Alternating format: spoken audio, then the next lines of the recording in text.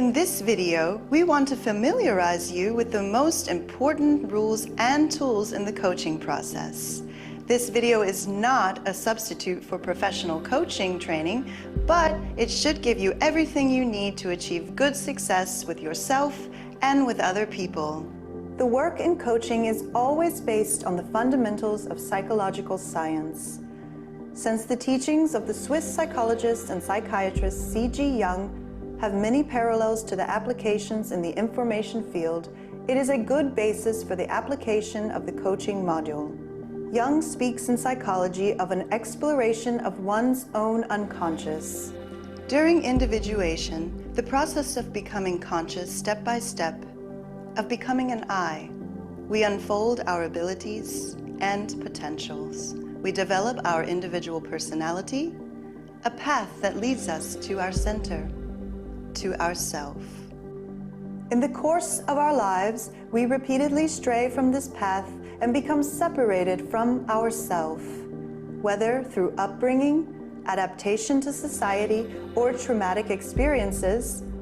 All parts of our personality that are incompatible with our current situation, we repress into the unconscious. These layers that separate us from ourself are what Jung calls shadows.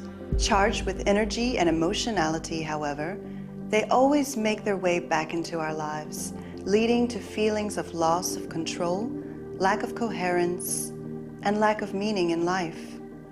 Much of what goes on in our unconscious in the form of experiences or perceptions does not reach our conscious mind, but still shapes our interaction with the environment, our feelings, thoughts, and actions. If we can make these shadows transparent and integrate them, we perceive ourselves holistically, regain access to ourself, and thus come back to our stable center. An important goal in coaching is to work preventively. For example, to act before imbalances and their effects manifest psychologically or physically. The coaching module helps you to bring blind spots into awareness, because only those who are aware of their deeper lying issues can take the first step towards change. So what does the structure of a coaching process look like in practice? A clear structure is helpful for a successful coaching session, whether you use the coaching module in a professional session or for yourself. The following basic questions should be clarified first. What is the starting situation? What are the issues that are important right now? And especially, what is the goal? The goal is at the same time also the mental focus on which we align ourselves during the analysis in the information field and which we enter in the focus area in the Healy Advisor Analysis Coaching module. Matching the focus, we should also select the databases for the subsequent analysis. The results of the analysis show the picture behind the facade, the real reasons, imbalances, and needs. The analysis in the information field thus gives us access to the unconscious level. At the same time, the results from the analysis are also impulses for the solution phase. From them, it is easy to see which issues are relevant, which need more attention, and which should be addressed directly, as there is a high readiness for confrontation. In further videos, we will show you concrete application examples with the corresponding interpretations. Another important element is the identification of the possibilities to contribute to change and the resulting action steps. In this way, you get concrete help for your everyday life. In this process, your Healy supports you with the vibrate function, so to speak, as a positive amplifier to support your intention or mental focus. Finally, a few practical tips to help you deal successfully with your coaching module. A good coach should rest stably in his or her center, so when you analyze imbalances in yourself, it's best to start with those.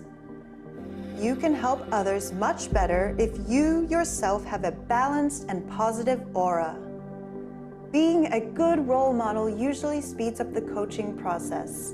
If you want to use the coaching module only on yourself, be open to yourself and question the indicated issues honestly and self-critically. As a coach, you should be a good listener.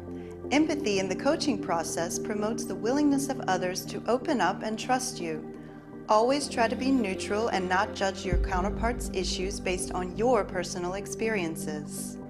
It is generally an advantage if you can communicate clearly. You can also strengthen and develop this ability in the context of other personal training. Be attentive and listen carefully to what the other person is saying. Most of the time, what is said is not about what is actually behind it. In addition, it is sometimes advisable to be challenging and thus to address an issue more strongly. For example, to confront someone more strongly so that a process of change is triggered. It is important to decide this individually on a case-by-case basis because the ability to confront depends very much on the person and the topic at hand. Be inspiring and wholehearted. This positive energy usually transfers to the coaching process. In summary, coaching is helping people to help themselves because the solution to our own issues already lies within us. However, sometimes we don't have direct access to it and need support to find the right information.